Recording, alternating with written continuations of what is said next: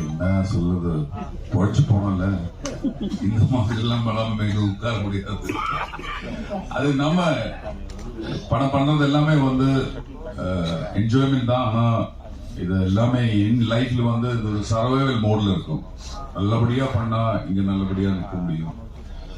வேற எதுவும் பேக்கப் கிடையாது. அது அந்த மாதிரி இப்போ நம்ம பெஸ்ட் ட்ரை பண்ணிட்டு இருக்கோம் எப்பவுமே.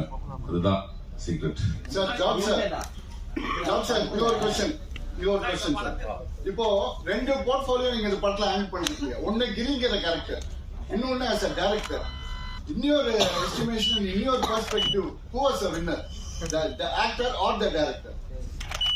100% டைரக்டர் தான். Last question. டைரக்டரோட ஆக்டர் தான் சினிமா.